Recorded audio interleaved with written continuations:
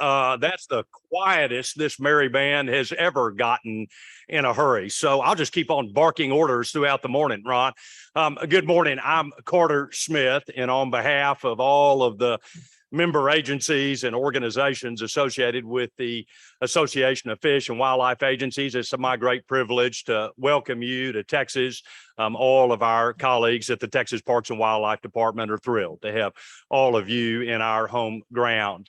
I think that we have a little over 600 of us that are in person here today, and I suspect that the numbers in this room belie that count a little bit, and so the late sleepers will trickle in as the morning progresses. But we've also got, I think, 200 or so participating virtually, and so I want to welcome all of you that are online and are with us this morning.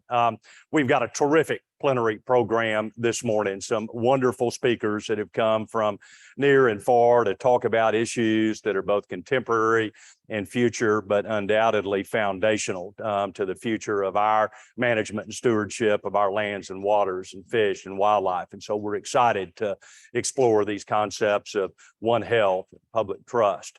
But before we do any of that, we've got a few formalities. And I want to ask all of you to please stand as we ask the Parks and Wildlife Game Warden Honor Guard to post the colors. Honor Guard, commence.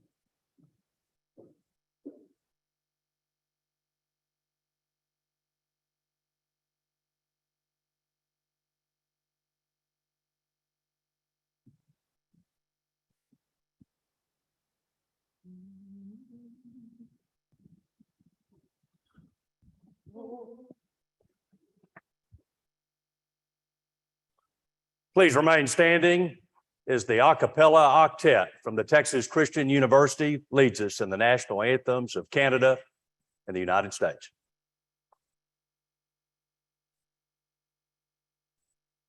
Oh,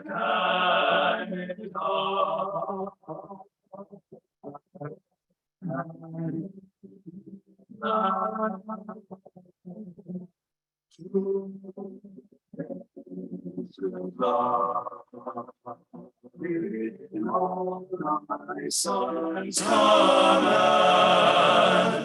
with glowing hearts we see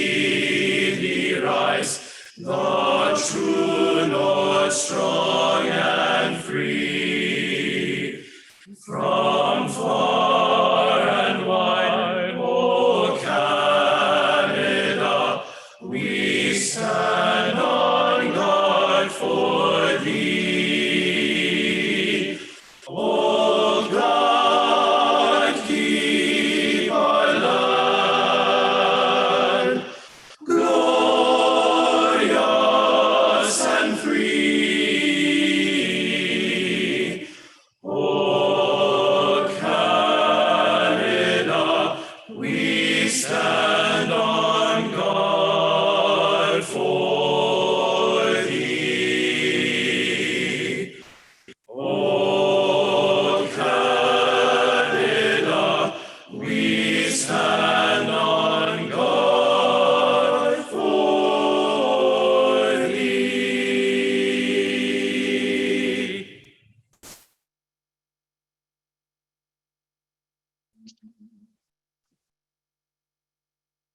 Oh, say, can you see by the dawn's early light what so proudly we hailed at the twilight's last gleaming, whose broad stripes and bright stars through the perilous fight borne around as we watched, with so gallantly streaming, and our gates rang, bursting in air, gave proof through the night that our flag was still there. Oh, say does that star-spangled banner yet wave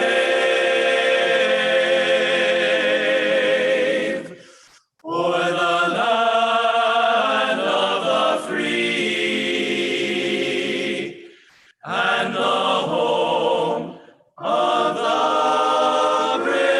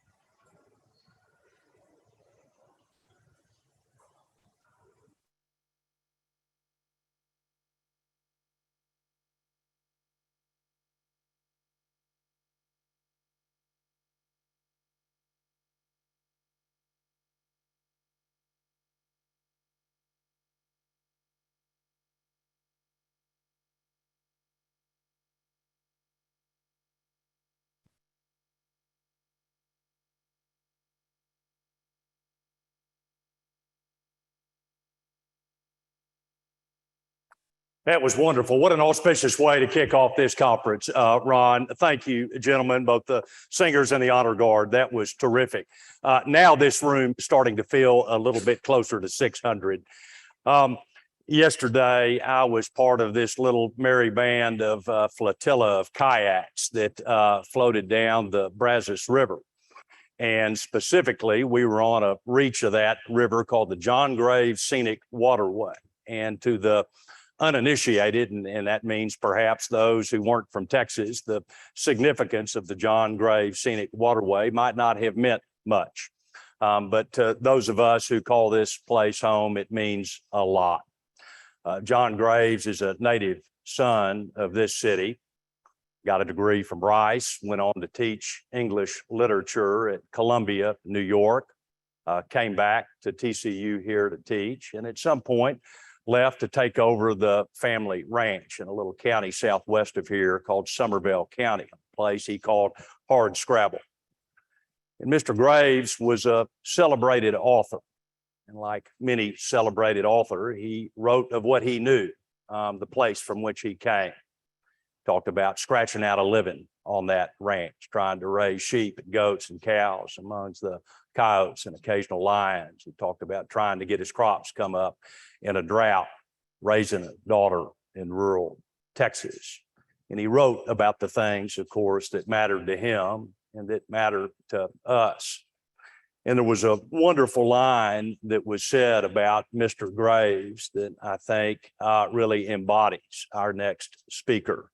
And this literary critic said that great literature transcends its native land, but none that I know of ignores its own soil.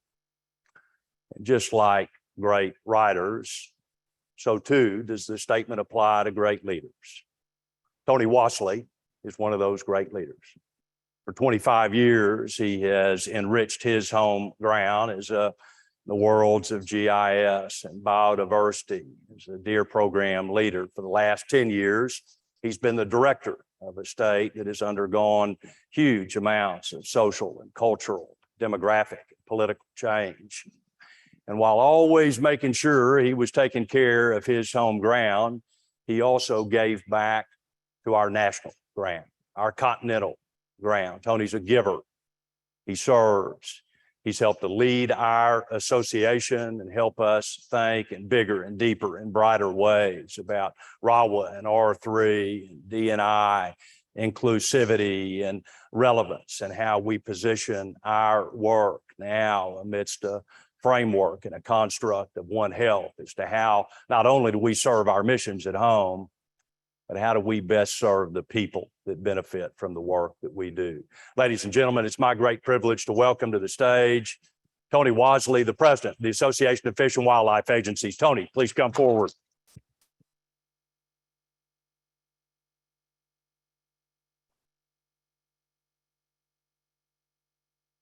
Thank you, Carter. Wow. Who could ask for a better introduction than to have Carter Smith? If you ever have the opportunity to be introduced, look that guy up. I want to welcome everybody. It is so good to look out there and see so many faces and so many friends. 2.5 years ago, North American, the world changed. We've had certainly a lot of challenges that we've needed to adapt to over the last 2.5 years. We fast forward to today, the issue of health, human health, animal health, ecosystem health. It's never been more important. We're going to hear a lot about those issues today, and I'm super excited to hear from some of the thought leaders in this space this morning. I want to give huge thanks to the great state of Texas for hosting us here. Carter Smith, in particular, your Cracker Jack staff that has gone above and beyond. Truly appreciate what a great host and what a great venue. I also want to give a special shout out to our partners at the U.S. Fish and Wildlife Service. Key sponsors stepped up huge to sponsor this conference. We certainly appreciate the sponsorship, but more importantly, we appreciate the partnership. And Director Martha Williams, Martha, thank you very much. We appreciate it.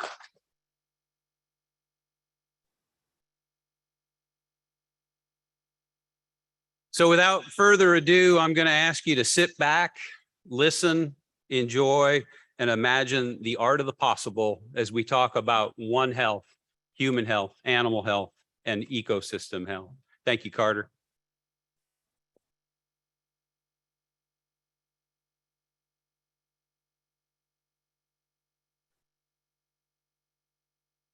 Thank you, Tony. So the plenary topic today is One Health, a prescription for relevancy for wildlife conservation. And really our goal with this session is really to dive and probe and delve into kind of two fundamental notions. The first one has to do with this long-standing notion that long preceded any of us, European settlement I'm speaking of, with respect to the interrelationships and interdependence of the health and vitality of our ecosystems and our wildlife, people, and how do we position ourselves prominently to help lead the dialogue and work in that realm. The second notion that is also inextricably linked to the first has to do with the notion of the public's trust, not the public trust in the doctrinal sense of the word, the legal underpinnings of the North American model, the Martin v. Waddell and all the legal cases that came after it that established the public as the rightful owner of the fish and wildlife that we steward. but the trust and confidence that the public holds in us, that basket of fragile eggs that we carry around with us on a daily basis as we discharge our duties to steward, protect, and conserve and pass along this extraordinary national and outdoor heritage that we all hold so dear. We've got a couple of terrific speakers, followed by a panel discussion, and we're going to kick it off with somebody who is no stranger to this audience. He's one of our community's biggest and deepest thinkers. He's been engaged around the globe as one of our most thoughtful ambassadors for conservation, the outdoors, and hunting. For 30 some odd years, Shane Mahoney has lived and worked at the intersection of science and policy, and management, and conservation. He's a celebrated author and filmmaker. And most recently, he has been engaged in some fascinating work on the Wild Harvest Initiative, looking at the important role that hunters and fishers play in not only harvesting wild game, but consuming it and disseminating it among people that need it across society. He's the architect for the framework of the North American model. And recently we have engaged him to help put together a platform by which all of us as members of the Association of Fish and Wildlife Agencies can better lead on this stage of One Health. He's our favorite newfie. Ladies and gentlemen, please join me in welcoming Shane Mahoney to the stage. Shane, thank you for being here.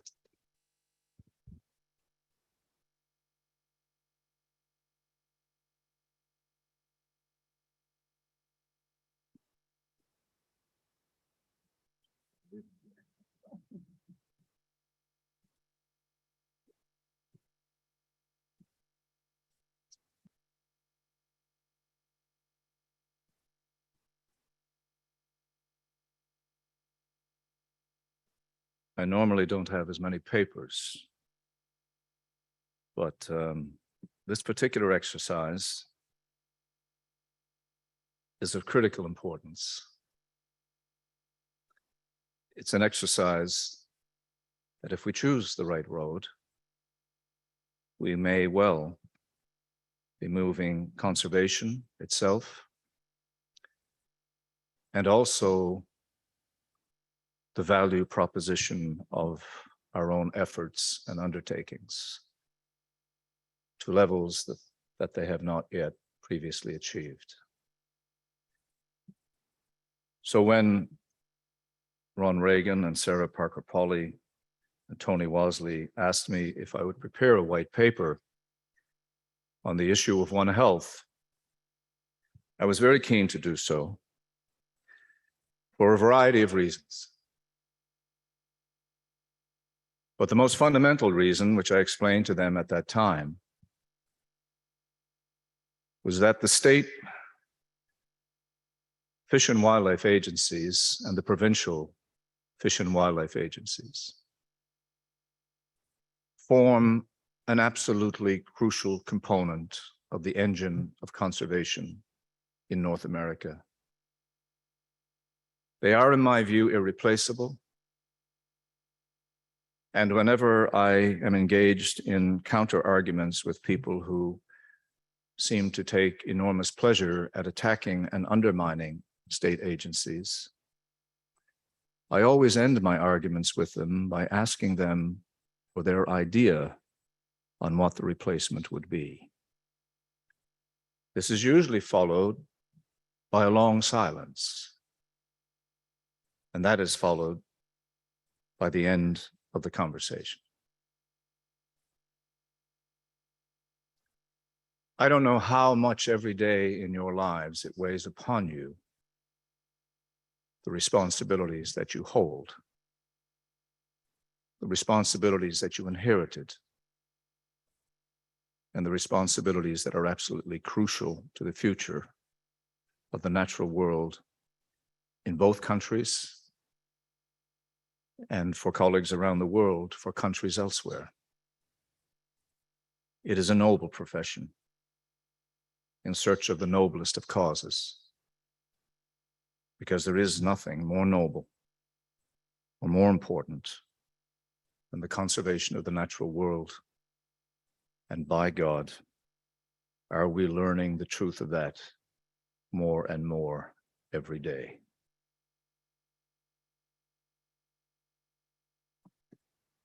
I've been asked to set the stage for this discussion. And of course, I was asked not to provide necessarily a prescription.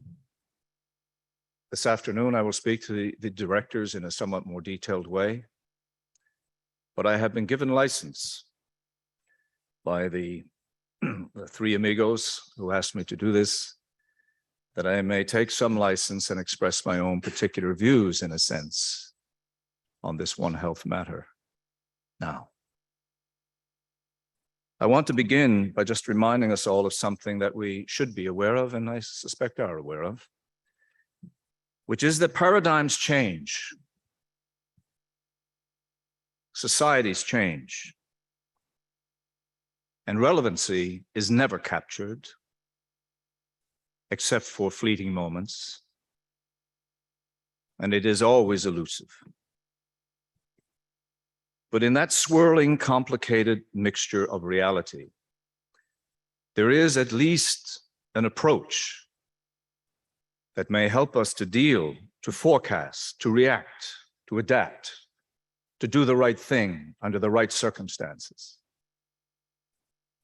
And that is to set our minds on things such as interconnectedness, to set our minds on matters of synthesis, to set our minds on matters of causality, so that we understand not just the effect,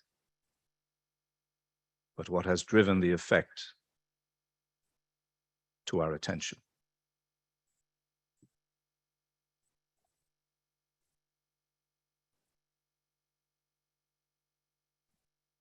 I begin this presentation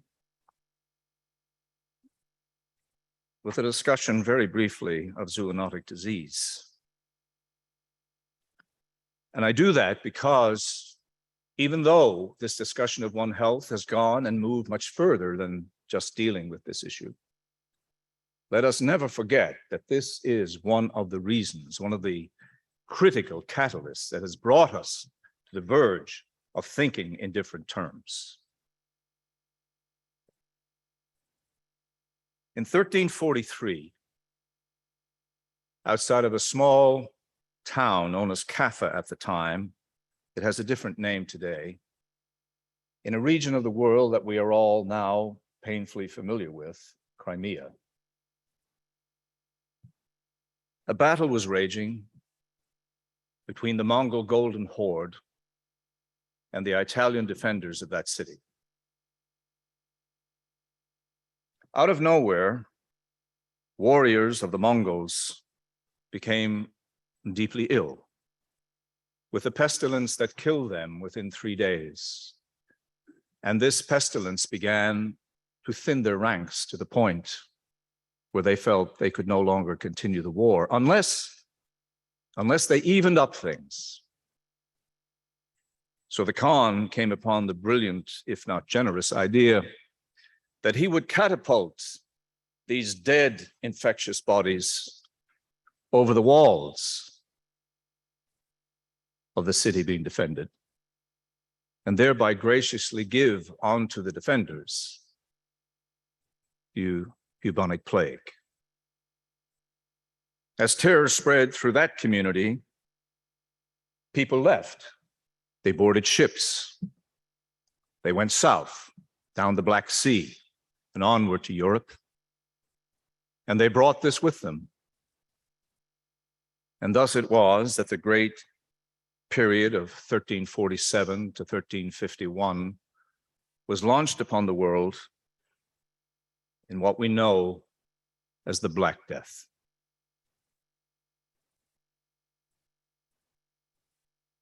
But it is not just the horrors of the disease. It is not just that it is another example of a zoonotic. And most of the new diseases coming that are being visited upon human beings are zoonotics now. We all know that, correct? Our animal brethren are giving them to us for reasons that we will delve into. But the consequences of the pandemic, of the Black Plague, of the Black Death were extraordinary. 1/2 the people of Europe died. Trade ended. Wars ended because there was no one to fight them. Crops lay deserted in the fields, abandoned. There were food shortages. People starved to death. But it also ushered in massive social change that never was returned to. Serfdom, the whole idea that people would work in almost a caste system, forever in poverty, working for landowners, ended as a result of this zoonotic. Because there were too few people to do any work, and the only way to get work done in your fields was to hire people. Wages actually rose as a result of the Black Death, at least for the handful of people who were still around to receive them. The rights of women, believe it or not, were actually escalated slightly in the turmoil that ensued. And there is no question that the church and the medical profession of the time suffered a great loss of prestige as we launched the world into a period of questioning that led to the Protestant Reformation and the Renaissance, and ultimately changed the world. I begin with this because we have just come through a series since the early 2000s of zoonotics. And we, in modern time, even with modern science, have witnessed the impact that zoonotics can have on our lives, on our deaths, on our families, on our communities, on our organizations, on our food supplies, on our supply chains generally, on our economies, macro and micro. It is a lesson in humility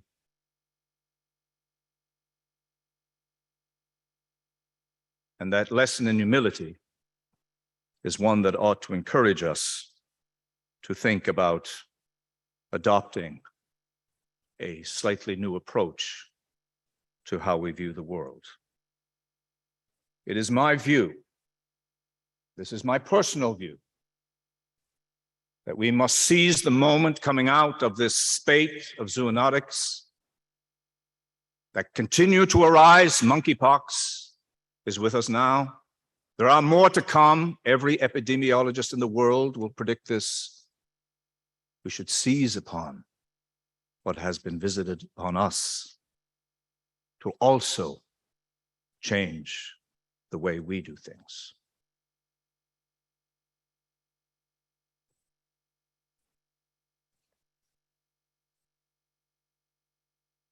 It seems we all understand that human beings, when our health is affected by diseases that come to us, that human beings are also reliant for health in general on the ecosystem services provided by healthy natural systems around the world. But I would like to interject and also make note that these very things of clean air and water, food security, and the regulation of natural disasters, they matter not only to the human animal, they matter to all wildlife. And as we start to turn our minds towards a much more inclusive kind of notion of where we stand in the natural world, we have to begin, when we look at slides like this, to realize that it is not only in our interest to preserve these systems. It is in the interest of those wild others that has given us so much, and without whom these systems cannot be maintained. Our health, their health, landscape health are, of course, interconnected and interdependent. However, humanity is waging a suicidal war on nature. This is not a doomsday speech, but we have a disastrous circumstance facing us in terms of biodiversity. We have a pollution crisis that is almost unbelievable. And wherever one sits in this room in terms of one's opinion on the climate, I suspect most of us would feel some change is occurring if we were wading across that one half of Pakistan that is now currently underwater.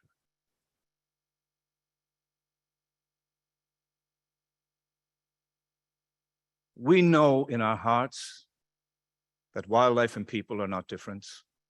We require the same things. My personal philosophy is well known to many in this room. I broach no difference between us. We are simply different species with different talents, but other than that, there's absolutely no difference. We and them rely on these systems.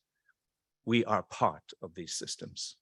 We cannot live without these systems, and we cannot live with these systems disfigured and despoiled and destroyed.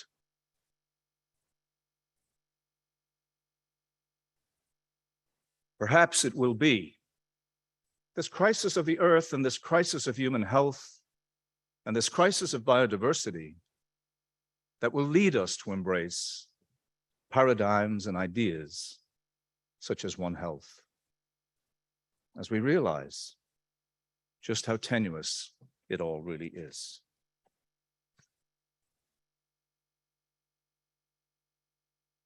The One Health approach views human, animal, and environmental health all as an interdependent whole. And to improve human health, all must be improved and safeguarded.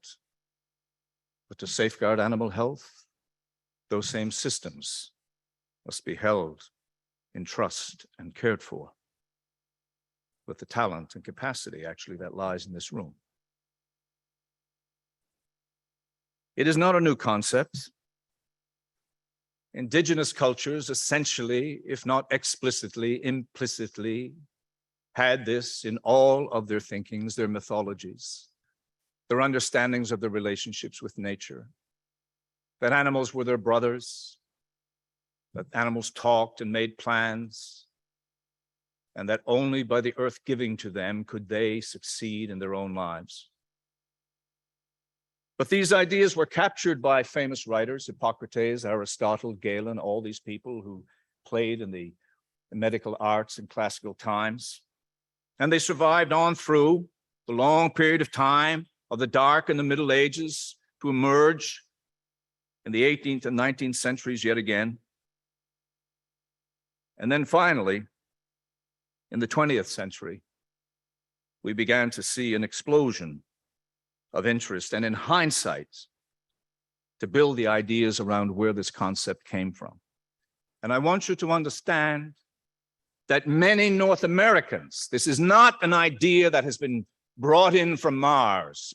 It has not been transposed from the great European continent or Asia and brought to us. We had many, many prominent North Americans working on ideas that led right into this channel of One Health for a very long period of time.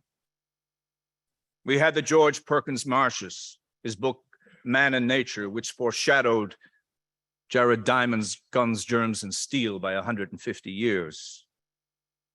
We had people like Pinchot and Roosevelt themselves who talked about vitality and health in the outdoors and the value of those natural systems to people and wildlife. We had the Muirs, the Thoreaus, the Grinnells, the Leopolds, the Rachel Carsons. All of these were talking about issues that are directly relevant to the issue of One Health. They were not isolated phenomena.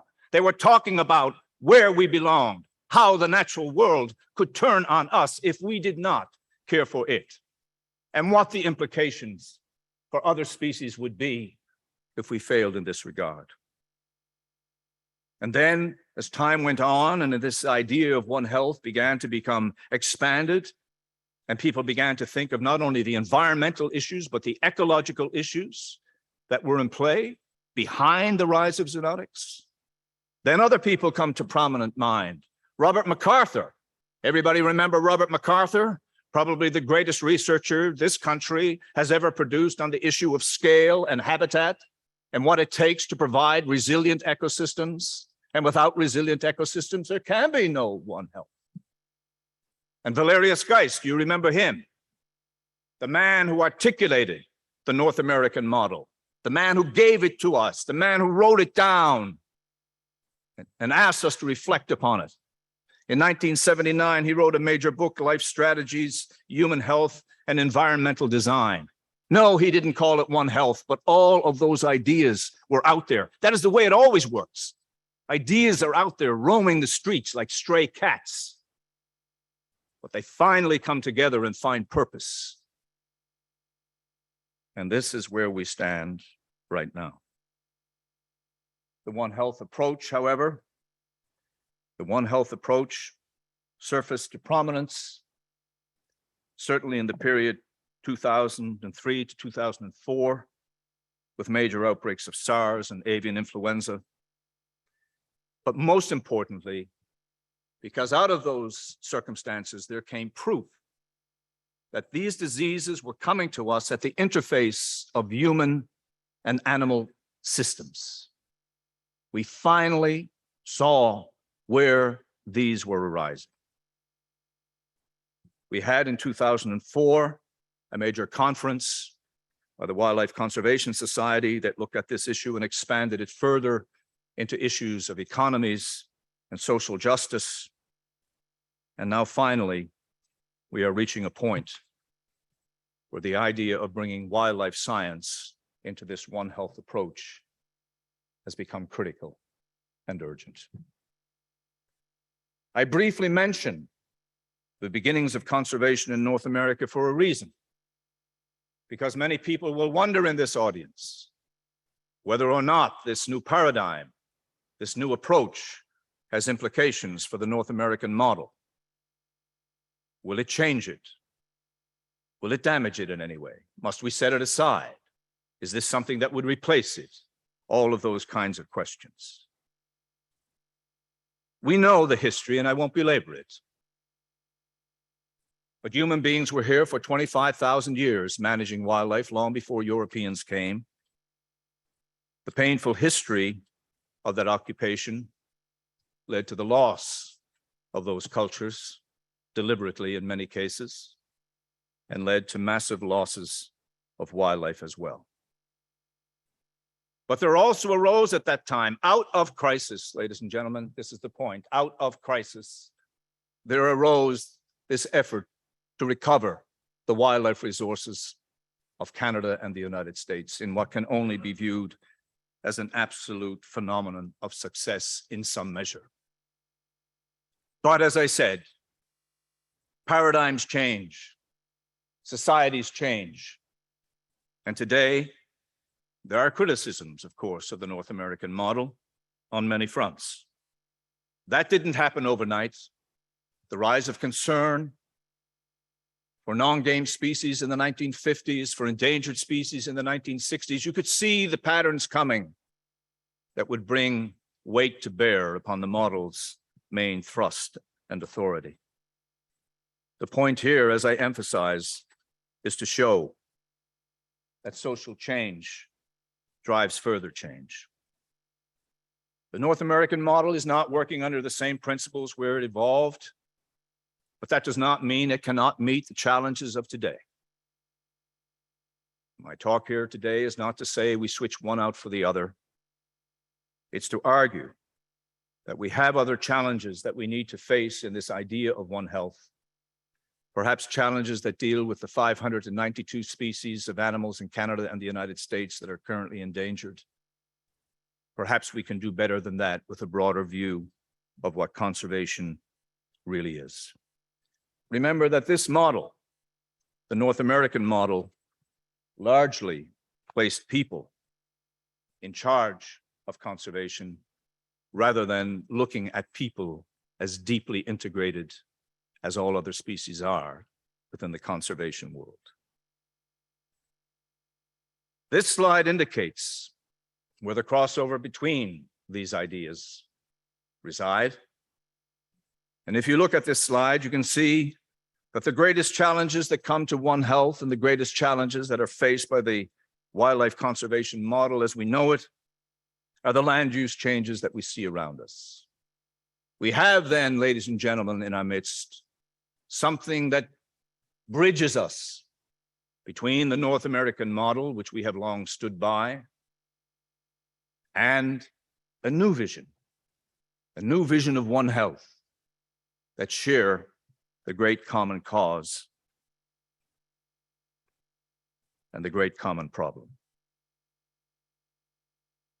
So therefore, I suggest we should care as wildlife agencies about human health. I think our agency should play a key role in this regard. And at the same time, we must, of course, not abandon our primary focus on the issue of wildlife conservation itself. But positioning wildlife to the center of the One Health debate can bring, in my view, enormous advantages.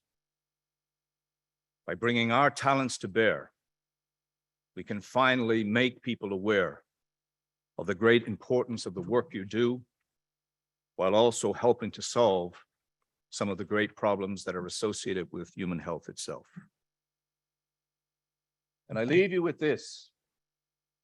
What does One Health leadership really look like? And I want you to look at those 4 words: collaboration, communication, coordination, capacity building. These are things that AFWA has been grappling with for many years.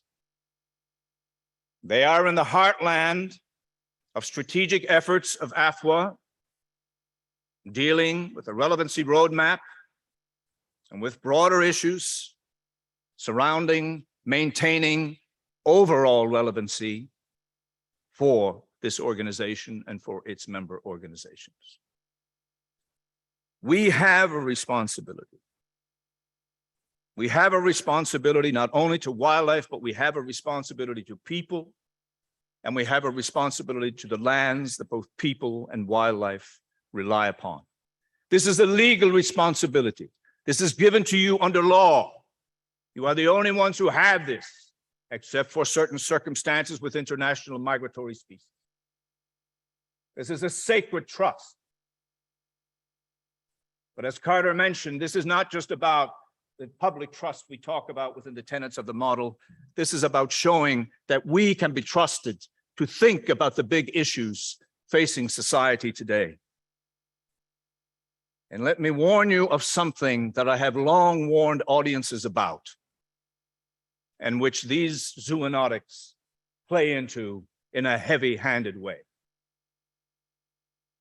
We can deal with a great deal of adversity and debate within the wildlife conservation community, bringing our talents, our ideas, our training, our experience, our education to bear.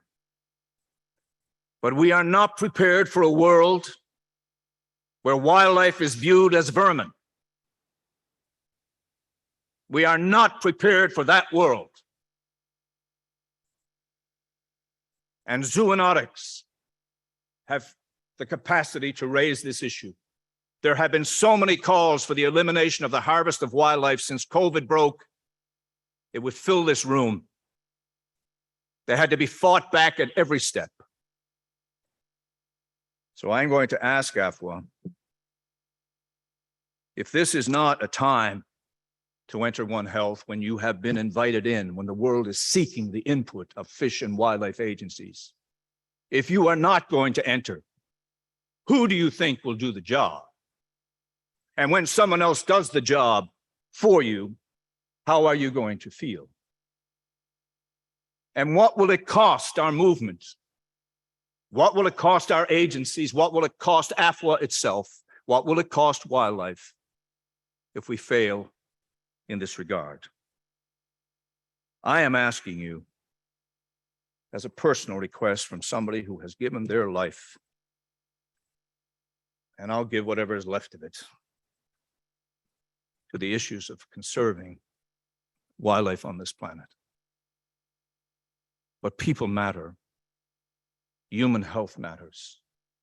And maybe, just maybe, we're finally getting to the point where we realize that we truly are all in this together. Thank you very much.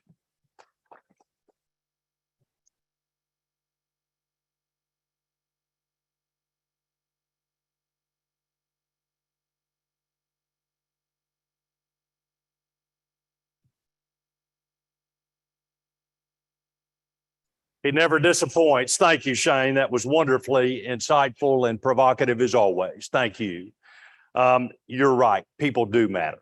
In our next presentation is really a discussion about people, and that, again, this concept of public trust and how we effectively engage audiences new and old in the expanded and important work that befalls and is required of all of us. We're very fortunate this morning to have somebody who more than dabbles in that realm.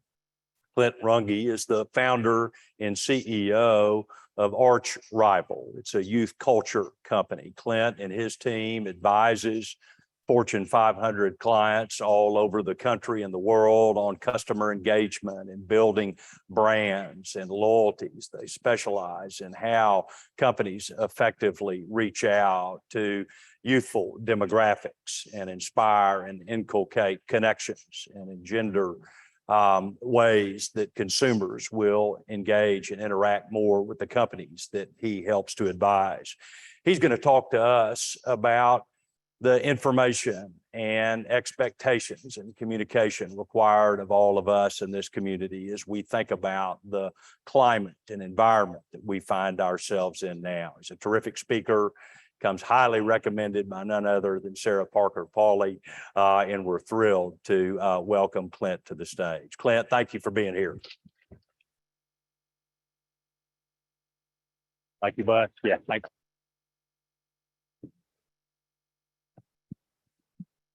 All right. Hello, everyone. So nice to meet you. Thank you so much for letting me be a part of your morning. My name is Clint Runge. I'm the CEO and founder of a company called Arch Rival. Arch Rival is a youth and culture consumer agency. We help brands win the hearts and minds of young adults, from teens to 20-somethings, even on to 30-somethings. So I was listening to you this morning about One Health, and Shane, that was a your talk had a lot of gravity to it. The concern that I heard in that kept me thinking about, well, how to make sure people believe you and trust you. This is a conversation on trust. When I think about becoming relevant, you could have the best information in the world, but if you're not relevant to the audiences you're speaking with, they will not listen to you. When I think about this, I'm often challenged when I'm talking to larger brands and organizations, when they think about trying to be relevant, they're thinking about the what's cool right now, what's relevant in this moment, and that is a fleeting game that you can never catch. Instead, I want you to think about why. Why does something become relevant? Why does something become interesting? Why does something become gravity? That's what I'm talking about with you today. Don't catch the what's, understand the whys. And so today I ask the question, why the mistrust? Why is there such mistrust in North America, really the world, but today I'll talk primarily about America and North America. Just as a default, 59% of Americans distrust you. They don't know you, they've never met you, and I can tell you before you even take the stage to talk to them, they already distrust you. We live in a very mistrusted and distrusted culture. This is your starting point. That's tough. I will tell you today that the fabric of society has evolved. And most organizations that I work with in particular, they simply have not evolved along with culture. I'll split this conversation into two parts. First, I'm going to talk about losing trust, deliver you all the bad news, and then we'll get to the good stuff, earning it back. So stick with me. I've got 20 minutes of your time. All right, let's talk about losing trust. Look, society has changed a lot. I mean, the fabric of society used to be held together by, well, dinner clubs, by volunteer programs from the church, backyard barbecues, and of course, as sociologist Robert Putnam writes, in bowling leagues. This is where the fabric of society used to be. So the conversations that you're having in this room, this is where they began. This is where they would circulate and spread amongst other people. But so much has changed from the 50s and 60s. First of all, the family dynamics, completely different. Completely different. Back in 1968, the nuclear family was about 40% of America. Today, a nuclear family, that means mother and father and children living in the same household, is down to about 17%. That number is declining year over year. We've seen a loss of about 56% of nuclear families since that time. And of course, you can see here that 50% of adults live with a spouse. That's down from 87% just from 1960. The family unit has changed. It's no longer a source for people that have relationships and connections to understand what's true and what is not. Of course, the fabric society also ran for much of America through the church. But church attendance has been declining since the 1970s. Every decade, we've seen less and less. I will tell you that today, America is highly spiritual, but they are not religious. And so what we've seen is a change from the trust of a central figure in a church to other places, seeking for what their identity lies in there. And of course, we've seen a great, and of course, a lot of this has to do with the church itself and the trust that it's spread apart from its people. Look, the people that we trust to put our safety into, military, police, trust in America is down. Only 37% of Americans have confidence in the police. This is a fact that pains me. I come from a military background myself and my family, but this is where we are today. And we're no longer seeing those former sources of strength in the same way that we used to. Government, of course, same way. Over this same amount of time, we have begun to lose trust in our leaders. 76% of Americans have little or no confidence in our elected officials. That rings probably pretty true to you. That's been on the decline since the Nixon era. That of course makes sense because of Watergate. Think about the impact that Watergate had on American politics in that moment. Today on the internet, there's a Watergate level scandal happening every day. Think about what that does to our perceptions of elected officials. The media, what used to be just a few sources of trusted news anchors that we would look at and say, they are telling me the truth, we no longer see them in the same light. Our trust in the media has declined. We have a generation today that's growing up with the term fake news, and most people believe that. 74% of Americans worry that the news is either fake or manipulated. That number is even greater if we extend it to include a global population. Our banks, where we trust to put our money, most people do not trust our banks. 49% of Americans don't trust the sources where they put their money. What is going on in this culture?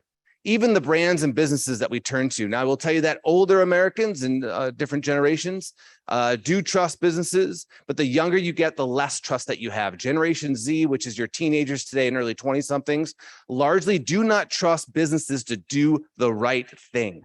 Over and over again, they're reminded of this fact as the internet spreads the information of what's happening. Our celebrities, the people that we admire, whether it's actors or musicians or artists or sports athletes, whoever we put on a pedestal, we watch them fall bit by bit. When we do not trust them. 73% of Zs do not trust celebrities to do the right thing. And lastly, of course, this only translates to scientists. And I know many of you are scientists in the room.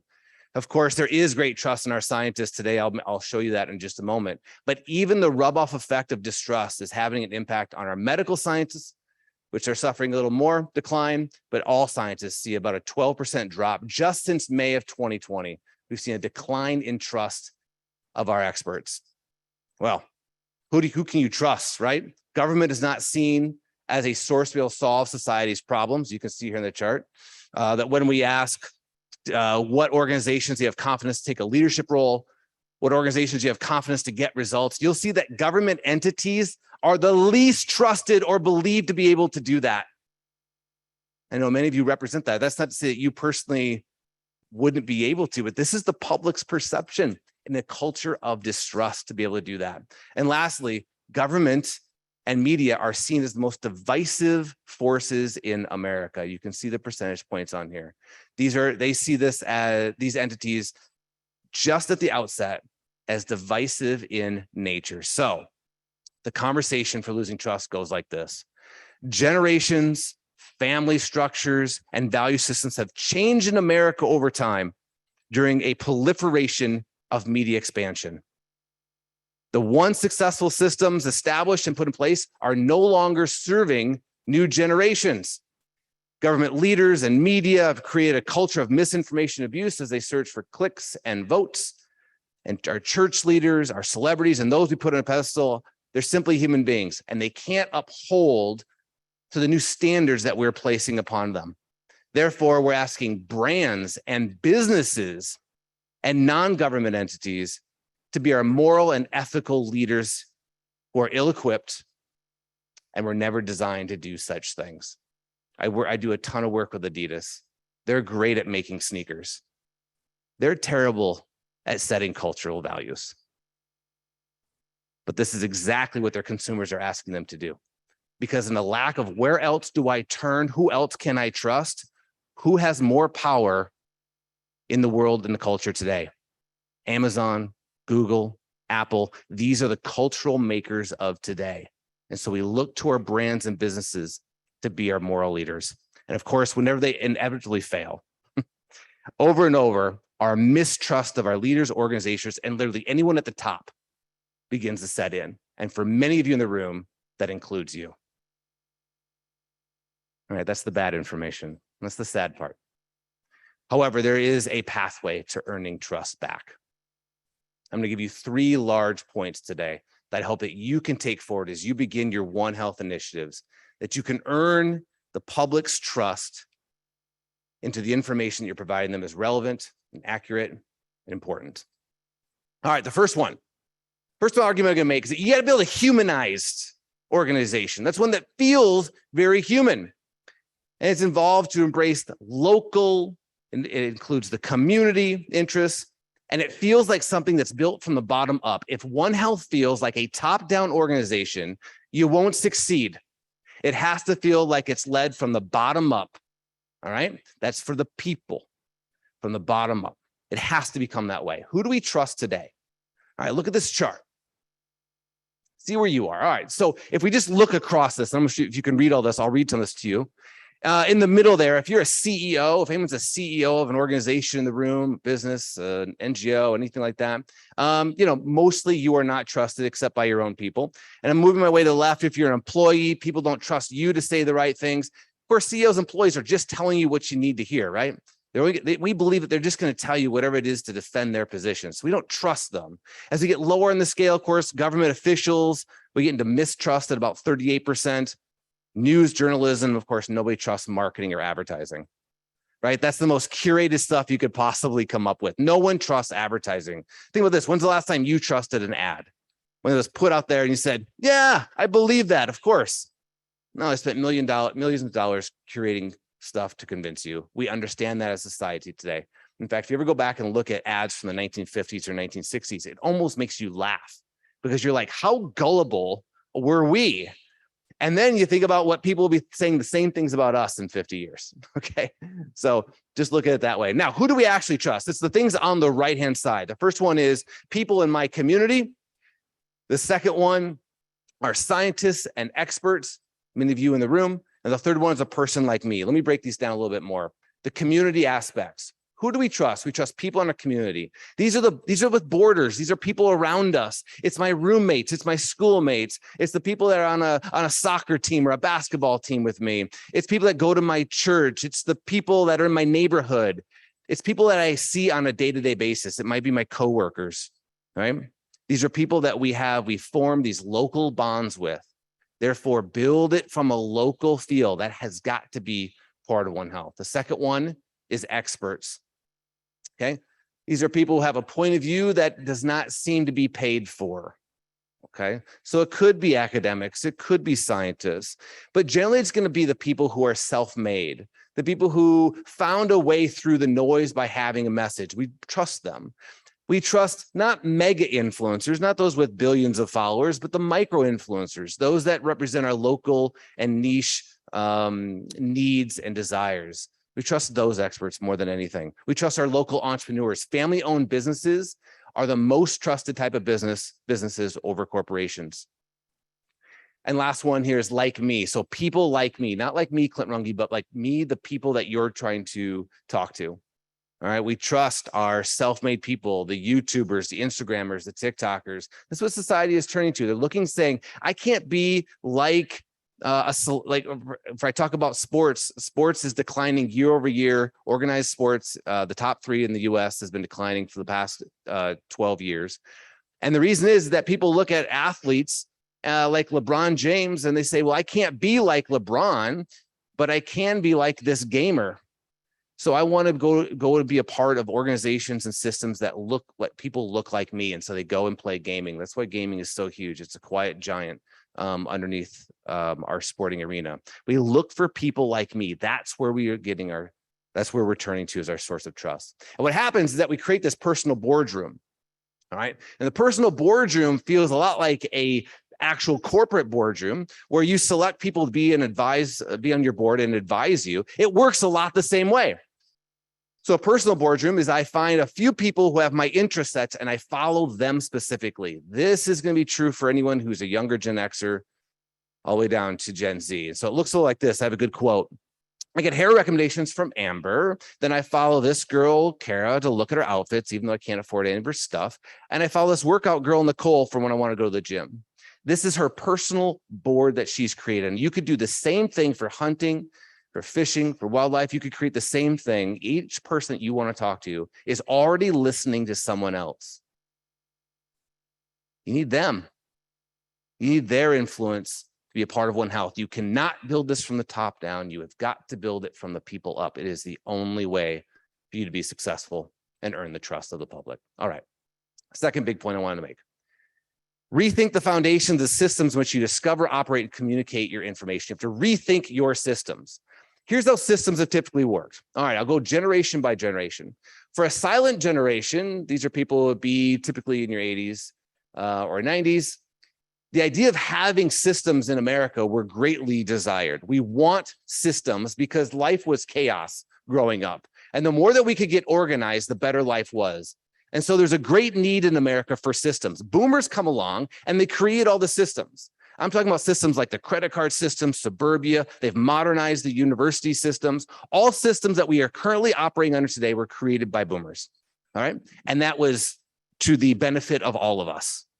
However, Gen Xers come along. They have to go through the systems that boomers created. They have a sarcastic tone in their voice because they had no other options but to go through the systems that were created before them. Millennials come along, they see the systems that have been created and they say, those systems were designed for somebody else. How come they're designed around you? They should be designed around me. I'm the consumer, I'm the voter, I'm the subscriber. And so every industry becomes disrupted because of that. Gen Z, your teenagers and younger 20-somethings today, then get to grow up with, they see all these questions, hard questions being asked, and they say, yeah, I'm going to go around those systems. I'm going to hack the systems, I'm going to game the systems, or I'm going to create absolutely new systems that work for us. Gen Zs are the benefactors of the hard questions. And then, of course, you have an alpha generation. If you have kids or grandkids who are 12 years or younger, they're part of an alpha generation. They will grow up where there are many systems to choose from. There will not be one system. They'll be very adept to saying, I'll take a little of this and a little of that. You can see it in the education system today. Today, they take a little bit of sports over here, their arts over here, their foundations over here. Of course, because millennials are saying, what's the value of a university system? By the time they get older, you'll see that university system disrupt as well. So these are the way that systems are viewed over time. You are creating a system. Rethink the center of your system to not be around you, but to be around your end user. You'll have more success. If you want to hold on to tradition, if you want to lean back into the things that were successful that got us here, you will not be designing systems that lean into the future. Okay? So you have to decide which direction do you want to lean into. Of course, there's plenty of examples of systems that have been tried to hold tight. I use the NCAA as a good example. who one volleyball player or one basketball player at March Madness a couple years ago simply looked at the women's weight room, said, this is what we have, and then turned and showed the men's weight room, which of course was incredibly expansive. And it disrupted and upset the entire ecosystem of the NCAA. That one TikTok did all of that. And of course, you see new systems being developed. Everyone understands what's happened with the billionaire that owns Patagonia, recently giving up the company's profits towards the future of environmentalism. So rethink your systems. The last point I will make is become a source of relevant, transparent, and quality information for consumer citizens wanting to make more informed choices. This, regardless of where you look at, what organizations, whether it's business, NGOs, government, media, you'll see the thing that is the most trusted, that people want from you, that can earn you the most trust, is information quality. You put out good information, people will trust you. It is that simple, but you have to invest into it. All right. And that information has to both be quality and transparent.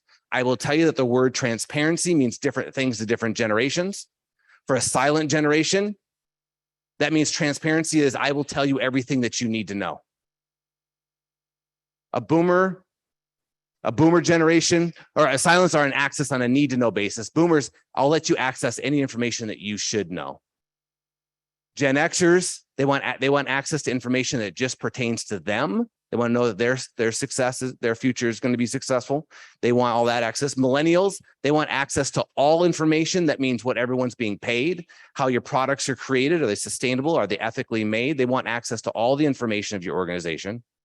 For Gen Z, they want proactive access to information. That is, they don't want to have to ask. They want it readily available to them. You are putting out the information, how your One Health is created, how it's being implemented. They want the proactive side of that, not to have to ask for it. And of course, alphas, they'll want to control all their information. It's only natural when they grow up in ad hoc systems, they'll want to control everything. So these are the pillars of earning trust. Be humanized and local. Build your One Health from the bottom up, not from the top down. The second one is rethink your operational systems and the center and what's the focus of them. I would put people at the center. And thirdly, relevant, transparent, quality information is what people are seeking and how you earn trust. I'll end with one more thought on the great rebundling. I know I'm at time here. You know, coming out of the pandemic, there's been a change in how we've viewed our lives. We've all wanted to bundle our lives together. I want to know what coffee I'm going to drink, where I work out, how I'm going to educate my kids, where I'm going to live, what my job is going to be. We all want to gather that over the course of our lifetime. And then something like the pandemic comes along and it disrupts all of those systems. And suddenly we're like, well, maybe I have to get coffee somewhere else because it's not on my drive anymore. Maybe I have a different workout routine. Maybe I should be educating my kids differently. Everything changes because of it.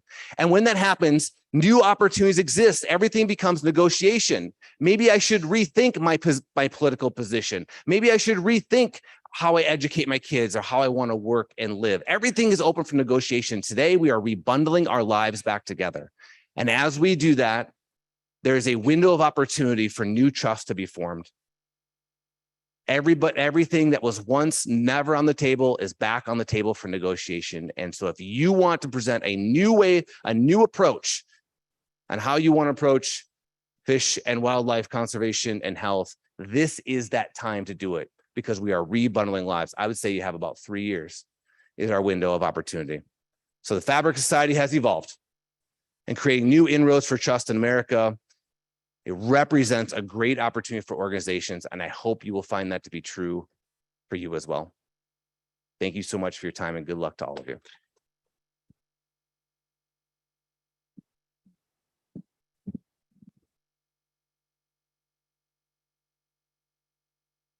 Thank you, Clint. That was terrific. Wonderful information that not only we want to hear, but that we need to hear. And so we've got a panel discussion now. And if y'all will bear with us for about 30 to 60 seconds as we do a little furniture rearranging up here, we'll get it done quickly. We've got some chairs and tables that we're going to move up here as we position kind of a bit of a salon discussion after we have some short presentations from our panelists. So give us about 30 seconds.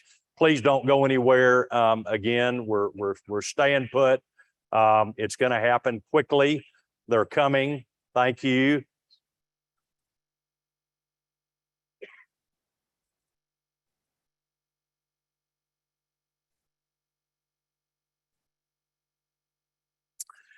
You know, I think if I let go of this room, I'll never get it back. So you're out of luck.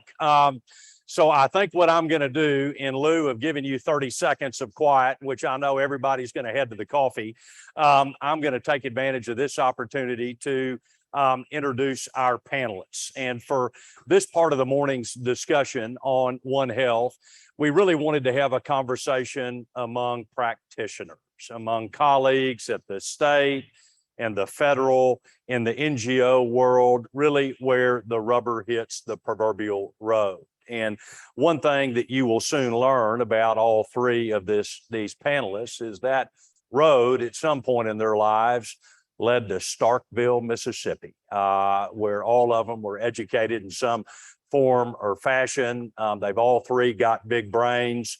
The football team could have used them last weekend, but the Aggies probably aren't going to lose too much sleep over that. One of our panelists, somebody that many of you know well, Jason Sumners, Deputy Director of Resource Management there in the great state of Missouri, long and storied career as their wildlife branch chief and science branch chief, led the reintroduction of elk in that state, oversees the chronic wasting disease surveillance and monitoring effort, has helped to modernize and expand their private lands related work. But he's also really been the lead for Missouri in terms of positioning them at the front of the One Health discussion and dialogue and work with their Department of Health and Human Services and Commission on Environmental Quality and public health officials at the local and state federal levels. And so we're thrilled to have Jason and his participation in this discussion this morning. We've also got with us Dr. Camille Hoskins, and Dr. Hoskins is the Wildlife Disease Coordinator for the United States Geological Survey. She's got a big job helping to coordinate policies and science and research and surveillance across terrestrial and aquatic fronts where diseases abound. She's wonderfully qualified for that with an undergraduate degree from Cornell, master's and her doctor of veterinary medicine from Mississippi State, and a PhD in wildlife disease ecology from Virginia Tech. And she's done clinical and field and research work across Africa and the United States on a wide variety of wildlife species. And we're thrilled to have Dr. Hoskins with us today. Also with us is Dr. Cheryl Stroud. Dr. Stroud is the executive director of the One Health Commission. She too brings an artesian well of experiences from academic and business and industry and the nonprofit world. She's got a doctorate in veterinary medicine from where else? Mississippi State, where all roads lead. Master's and PhD in endocrine physiology there from North Carolina State. She's worked as a practicing vet. She's led a lab working on quality control issues and poultry for the poultry industry, done research on hormone related work in sheep and cows and women across the globe. And in 2013, she got to really pursue her passion as the executive director of the One Health Commission, helping to lead efforts across state and federal and nonprofit boundaries. And her passion is helping to connect people to this construct of One Health. And so we're thrilled to have all of our presenters with us today. I'm going to invite all of them to come to the stage and have a seat, and ask Jason to take the mic and take 5 minutes to share a perspective, and then we'll move through our panelists, and then we'll have a little Q&A. Let's give everybody a round of applause as we welcome them to the stage.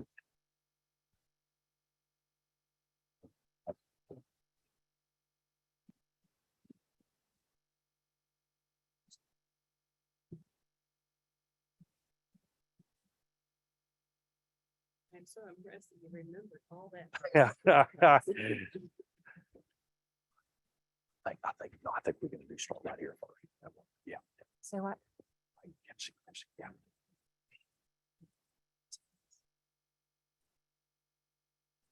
I could do Jason and then Dr.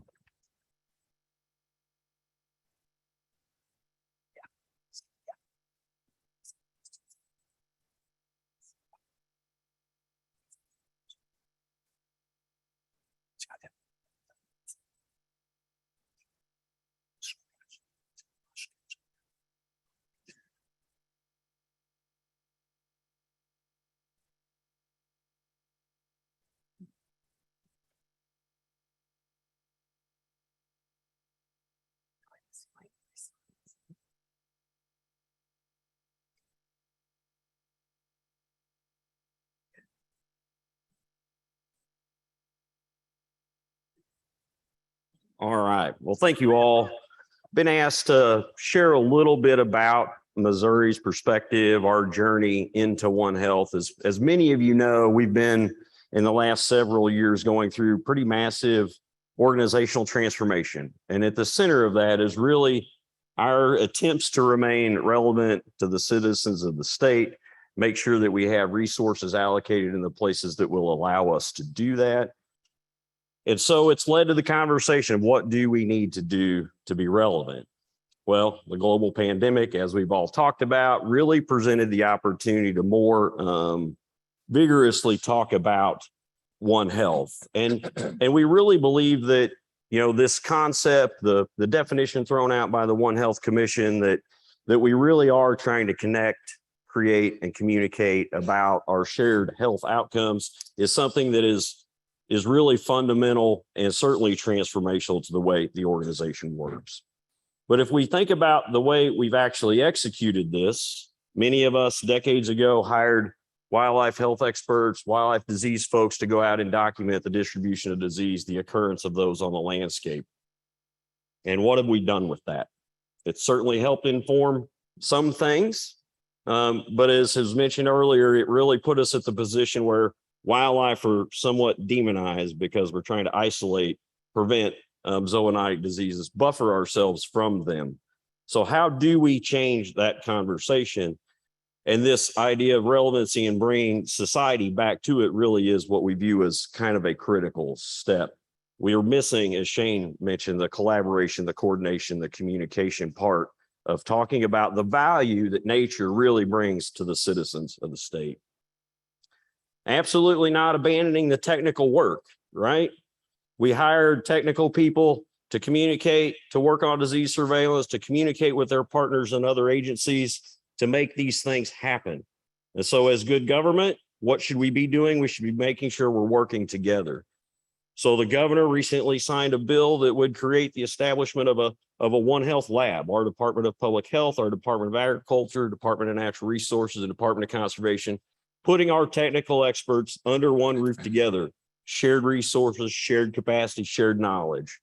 Certainly an important step, but it's more of, or more efficiently doing the same kinds of things we had already been doing, which in many, as we've already talked about, is not exactly where we want to be. So as we talk about sort of transformationally changing the way we've approached One Health, it's not throwing out those good technical experts and their coordination and collaboration, but it's thinking about how this message that conservation in nature is absolutely relevant to people and to their lives, and what role can we play as a conservation organization in sharing that story.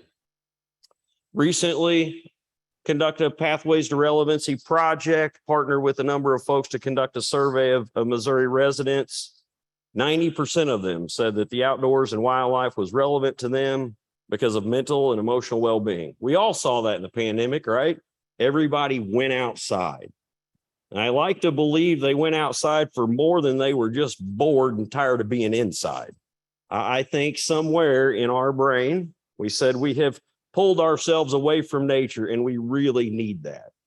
As hunters and anglers, it's September, right? There's no place we would rather be than out in nature, rejuvenating ourselves, enjoying the bountifulness that it provides for us. And so really, I think there is this fundamental message that can change the way we do our work.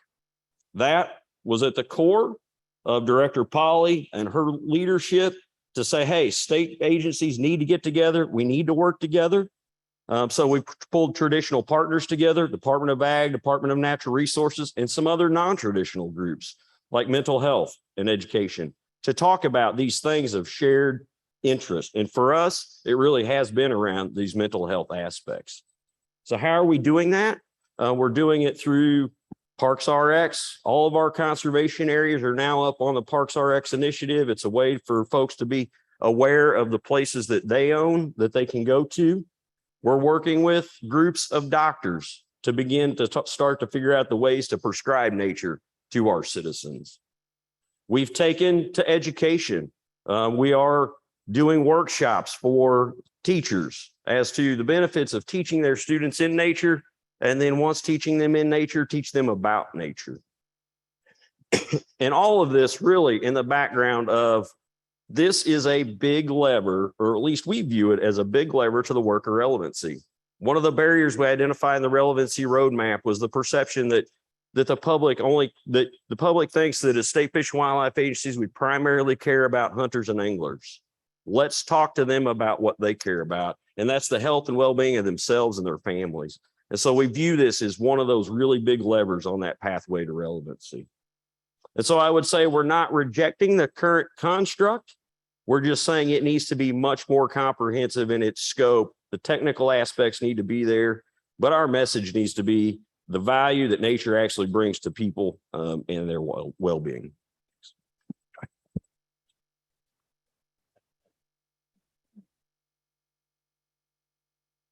Thank you, Jason. I want to now ask Dr. Camille Hopkins to come forward and share a federal perspective from the United States Geological Survey. Dr. Hopkins. Thank you. Can I take this off? Sure. Stand? Yeah. Okay. Got a lapel on your mic on your lapel. Or is this okay?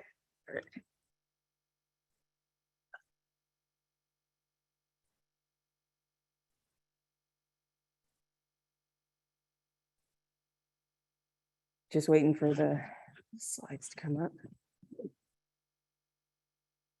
Take a moment to just thank the organizers. I really appreciate the opportunity to be here today.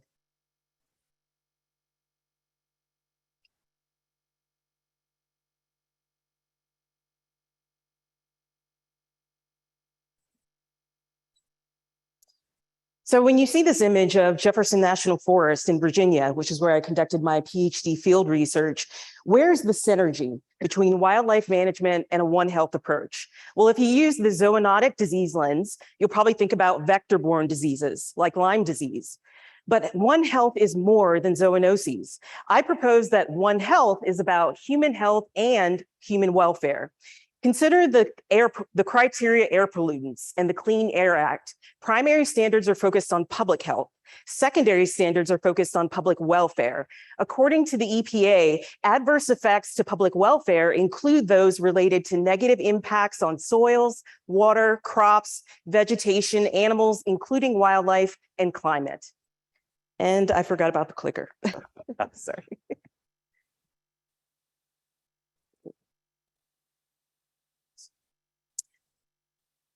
So in June of this year, a new definition of One Health was published by the International One Health High-Level Expert Panel. And I want to focus on the second part of this definition.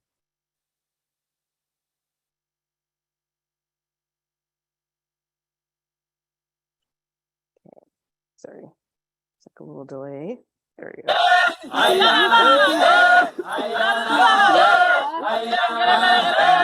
Are you able to do that for me in the back?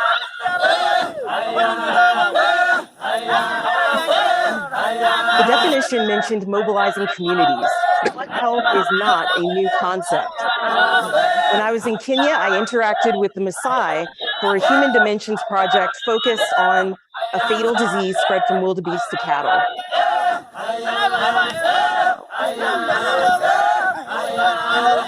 Okay, sorry about that. Technical issues with the video. I was exposed to One Health from the perspective of this indigenous tribe. So I encourage you to consider One Health by engaging with indigenous communities, because we can better implement a One Health approach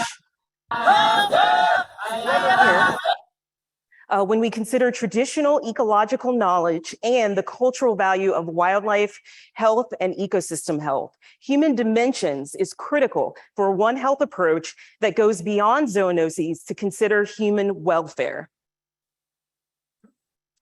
In that publication, they highlighted key underlying principles to One Health. And that included the equity principle.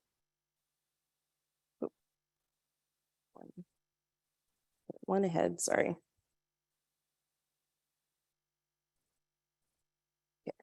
The equity principle to ensure a One Health approach is a win-win for all sectors and not just a few.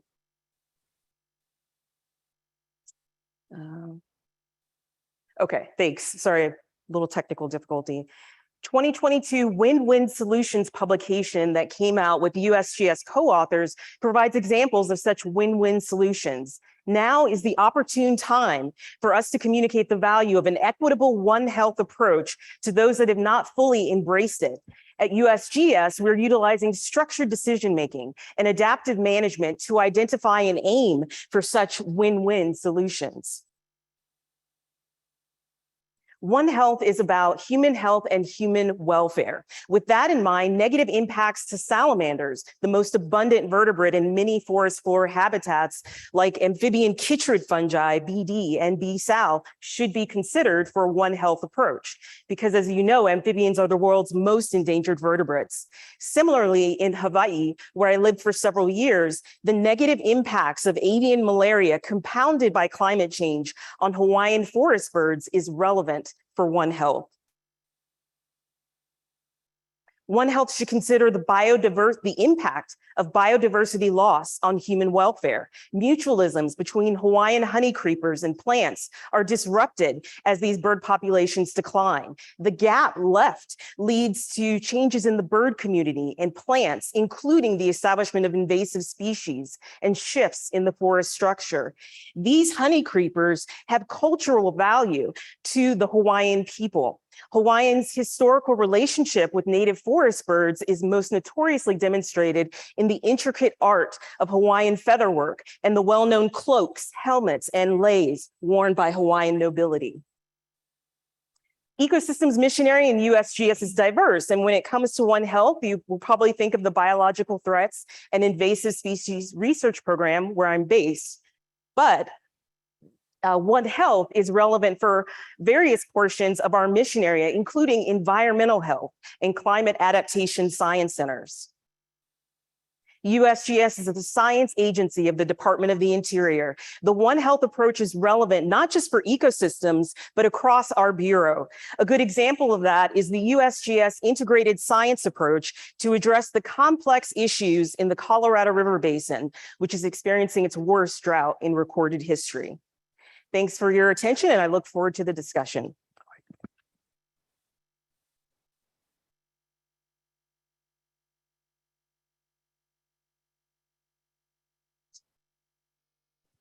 Well, that's that.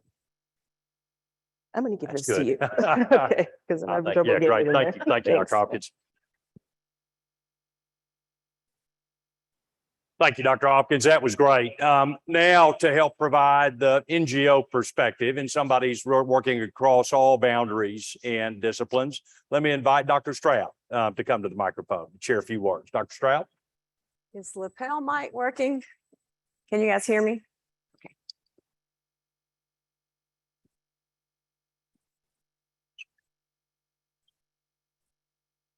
Well, first, I want to thank AFWA for this One Health conversation. I've been eating, sleeping, and breathing One Health since about 2010 now. And I often hear, oh, the environment's being left out of One Health. And I got to tell you, I've really tried. You can lead a horse to water, but you can't get a group to engage until they're ready. AFWA's ready. And thank you very much. I think this is a very critical conversation for the One Health movement in general. So there's my ad lib. Now we'll plan to talk about, oh, got one other thing I got to say. Dr. Camille repeatedly noted that One Health is about human health. Well, it is. But I want to expand that. One Health is about way more than human health. It's really about the intrinsic value of all living creatures, from the smallest amoeba to the largest mammal. So please, let's not think of One Health just as human health. Let's think of the intrinsic value of all life and frame our thoughts that way. So thank you again for this conversation. And I want to just echo what everybody has said so far in this segment. When Shane was talking about this ancient way of thinking, it's in the DNA of the indigenous cultures. Yes, that's what One Health is. It's not a new concept, but it is a new professional imperative. We have to find ways to get out of our silos And it isn't easy in our current system. So thank you so much for the systems discussion. I've been saying this for years. It's so wonderful to hear someone explain it out. I once had one of my science colleagues say, "What are you talking about, Cheryl? Systems challenges." And I said, "Because that's what we're dealing with." He said, "Oh, well, you're never going to change the systems." I'm going, why not? That's what needs to happen. So thank you guys for being willing and interested and able to step up to that conversation. All my talks to the One Health world and the beyond the One Health world, when I'm trying to educate people about what One Health is, including the public, which we'll talk about again in a moment, I always say that topic, this is an ancient concept. We're just trying to resurrect it and bring it into our current systems and our professional ways of thinking. But the current One Health conversation that we're having, in my mind, emerged in the late 90s, coming out of the biodiversity and conservation medicine communities. That's where this remembrance for the zoonotic diseases, look at all these diseases that we humans get that come from animals. Yes, as Shane pointed out, that's what started this current conversation. But One Health is also about environmental contaminants and how we can use wildlife as sentinels for what we're all being exposed to. For amazing things like comparative medicine, what we can learn from each other in the human and the animal environment. I have a whole hour's talk that I would love to share with you guys about the full scope of One Health. But that's where this original conversation kind of emerged, as Shane pointed out. So today, this One Health movement has brought us to this point where we've got organizations all over the world really trying to help us understand what One Health is. And we got started putting this map together about 8 years ago, and the map got so big and so complicated, we had to break it down to academic and corporate and nonprofit and the different types of groups that are working on it. So that's kind of where we are today. And if you zoom in just on the United States, you'll notice there are a lot of organizations, academic institutions, even some corporate institutions, a lot of nonprofits like AFWA and the One Health Commission working on this. And we have a One Health Day that we set up to try to help us celebrate this concept. Some countries are developing national strategic One Health action plans. In France, PRIZOD, the Preventing Zoonotic Diseases Emergence has now the government of France has put this organization together. I can't see this monitor very well, so I'll look back here. Germany has a group that's advising the government to really implement this One Health group. Canada, its Royal Society has put together a One Health white paper, strengthening the One Health approach to emerging zoonoses. Yet we have a tendency to use humans as our canaries in the coal mine instead of paying attention to the wildlife and paying attention to what we could find out what's going on there. You guys are doing the work that is so critical and has been, unfortunately, neglected to a great extent. In what Jason and Shane and what everyone has said here in this plenary is that the conversation you guys can bring forward and the education you can provide the public is critical to helping us understand this inextricable, I can't even get the word out, interconnection between the humans, the animals, and the environment. Wildlife is incredibly important, not just for pandemic prevention and response. Look at all the surveillance that we finally have put into place now, at least looking for COVID in wild animals in this country. Some of us are hoping and praying that that will turn into a true biosurveillance program so that we can have systems in place that can detect what might be emerging out of wildlife and out of companion animals. USDA has done a great job at paying attention to what might be going on disease-wise in the agricultural species of economic significance. But we don't have any systems in place for paying attention for what might come out of wildlife. And we have to find ways to do that, but not vilify the wildlife.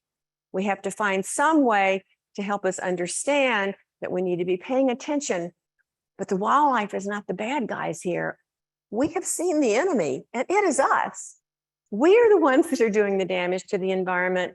We're the ones that are segmenting our subdivisions with small little patches of greenery and eliminating all the natural predators. And so the mice population and the deer population explode and the Lyme disease moves in. It's not the mice and the deer's fault. It's not the foxes and the coyotes and the wildcats' fault.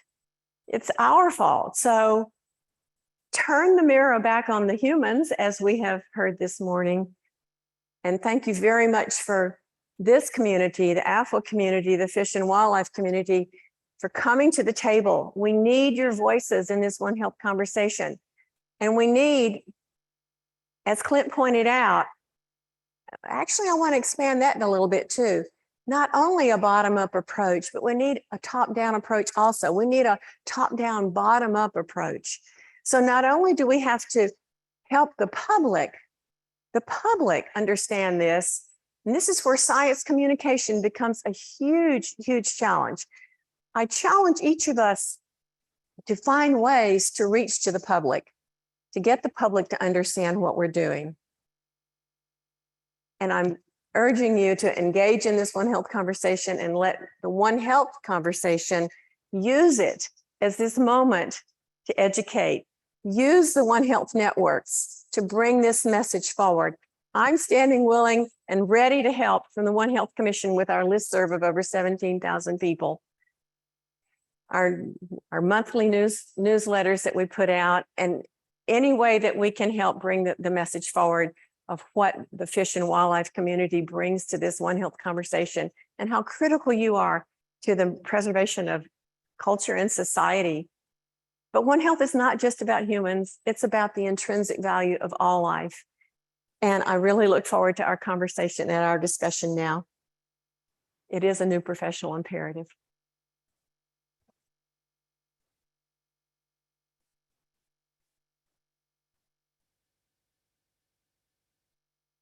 Thank you, Dr. Stroud. Well, let's have that conversation. And I think that's a wonderful entreaty into this. The three of you obviously bring very unique and informed perspectives on this topic. We have a captive audience, which has been challenged to think more about their work in the construct of One Health. And so let's start with one for all of you. And maybe Jason, you kick it off. And that is, what advice would you have for those of us in the fish and wildlife community about what we can best be doing to help mitigate the risk of disease spread and position our work more within this framework? Thoughts? Yeah, so I guess one of the things that we're trying to do is like the practical, real things that really just take time and conversations. So how can we move the discussion of the value that fish and wildlife bring to the life of individuals? And so the examples I provided aren't costly. They aren't massive amounts of money. They are just practical solutions to try to change the narrative around the importance of nature to people and rebuild that disconnect that has existed. And so trying to do that at the local level with those processes and the people that can make that happen, I think is the one thing that we can all just start to do. Yeah, cheap, pragmatic, accessible. We're already kind of working in those Absolutely. spaces, but maybe we haven't capitalized on it. Yeah. Dr. Hopkins, I loved how you talked about the criticality of engaging Indigenous people and those kind of informal sources of knowledge that are really well springs for information on this. And so any other thoughts or advice you have for our community about how to better engage and make a difference here? I would just reiterate what I said about equity. So I think it's important when we're dealing with issues just to bring everybody to the table.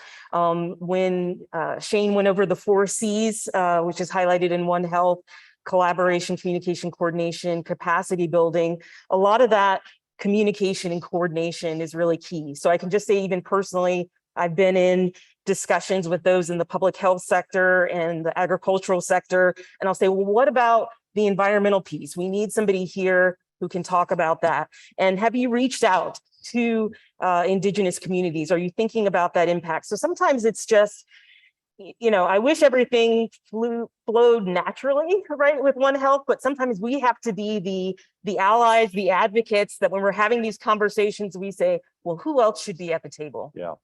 That's great advice. And I love the admonition about inclusivity and also being very purposeful about making sure that we engage and making sure those that aren't at the table are at the table.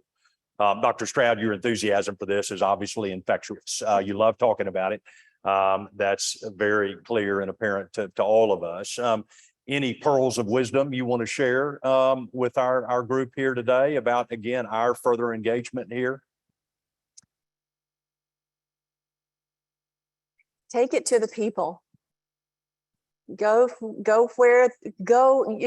the message where it needs to go. We've struggled with this on the One Health front to get the human health community involved.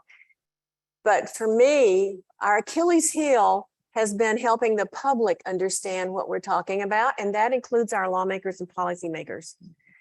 So when you're educating the public, in some ways, you're also educating the lawmakers and policymakers. But I also urge, many of you are working for the government and can't do this, but those of you who are not working for the government, get out of your comfort zones. Go meet your representatives.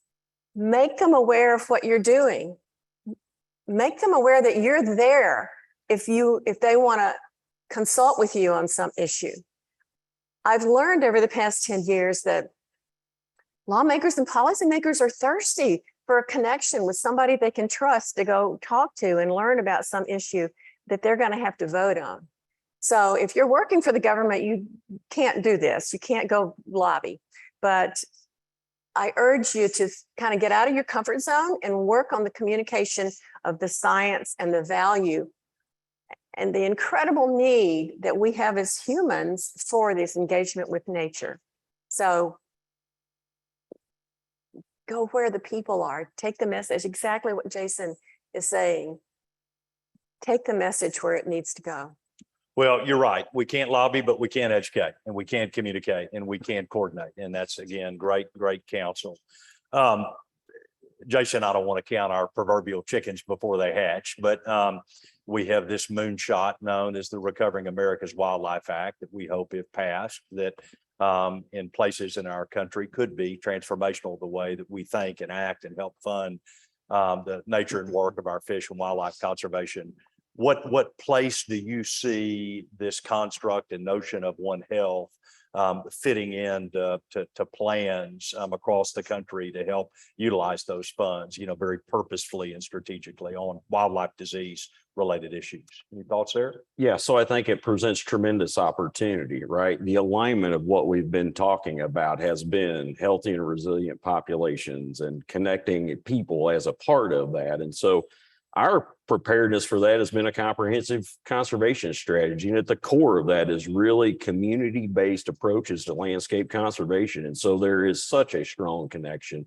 The other side of that is we put together a community conservation framework in which we're working with some of the most at-risk communities in our large urban communities that don't have easy access to nature. But we know in some of those places, we've got tremendous pollinator and bee diversity. And so there's opportunities for shared health outcomes that benefit them and then benefit wildlife. And so I think, yeah, the funding through RAWA, or at least the shifting of the frame to kind of a community-based approach that we are part of this system.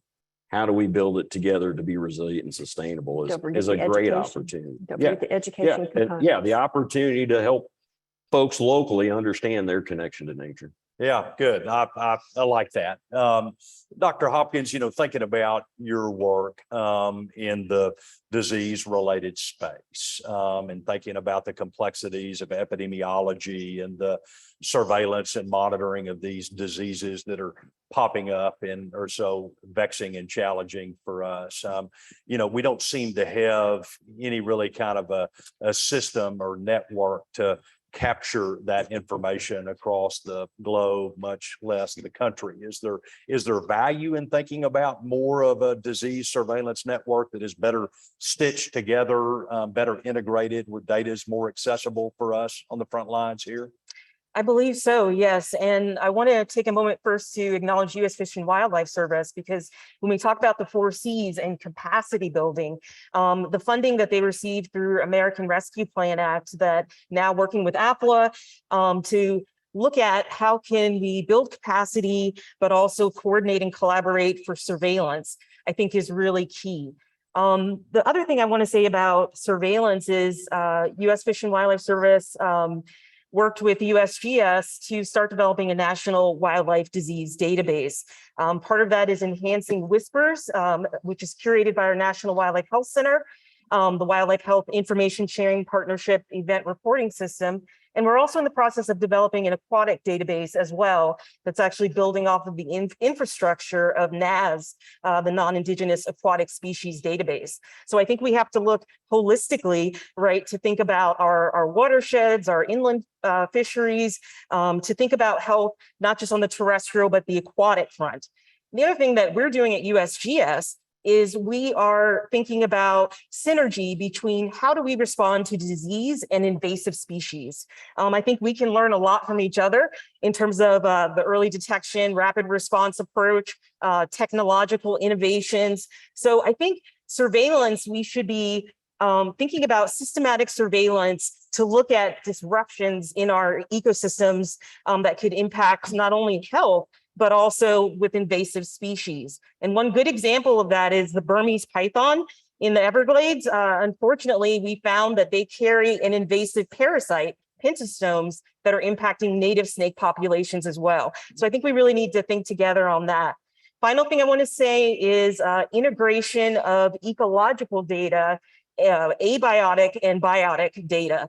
So you know, it's one thing to just say, here's a disease in this location, it's been detected over here, but we need to move to actionable intelligence. And as ecologists and biologists, you know, it becomes more powerful when we think about what do we know about the migratory movements or movement ecology of these species, when we consider that along with disease detection data. And a good example of that is the North American Bat Monitoring Program that USGS curates, where you've got that bat monitoring data and information on white nose syndrome all in one place. Yeah, so great examples of that, but opportunities probably to amplify that Yes. on other scales. I know, great answer. Last question, and then we're going to have to wrap it up. And I'm going to turn to you, you know, as somebody that really tries to work across disciplines, work across boundaries, inspire professionals to engage in this kind of engagement. What's the biggest barrier that you find we've got to knock down to do this more effectively? Something that precludes us from being able to act more effectively in this area? Science communication. Science communication. And also, if you're talking about the top down part, I mean, we spent some time today talking about the bottom up, you know, the grassroots education and helping the lay public understand what we're talking about. But from a higher level, our federal agencies and our state agencies often don't have statutory authority to get out of their lane to really work together. So we've got to put policies in place and structures in place that incentivize and allow that. So we have a lot of barriers, a lot of challenges, but I also see a lot of excitement and opportunity for people who are starting to see their way to do it. And, you know, we've got to pay attention to bills that we can get introduced that are really, you know, fully, they appreciate the full scope of One Health, not just focused on zoonotic diseases, to help our lawmakers and policymakers and our federal agencies understand that it's more than just a zoonotic disease. It's paying attention to the full scope of One Health. So we have some challenges, but we also, I think, have wonderful, exciting opportunities. And as Clint pointed out, we probably have about 3 years on the heels of this pandemic to use this window of time. Well, so the time to act is now. And I hope this panel has helped to further educate all of us about this concept and incentivize us to help move forward more expeditiously. I want to thank all of our speakers today, not the least of which are panelists. I feel like you've just started to whet our appetite and begin our conversations. And I think I can speak for all of us in this room and say that we look forward to many more as we take advantage of this very short narrowing window to help make a difference. Let's give everybody a big round of applause, y'all. Thank you. Thank you. Thank you, Ben. I think, Ron, that's all the news that's fit to print. Are there any other announcements that we need to make, or is it all over but the shouting? All over but the shouting. Y'all enjoy the conference. Welcome to Texas. Big round of applause for Clint and Shane, all of our panelists. Thank y'all for joining us this morning. Thank you. Thank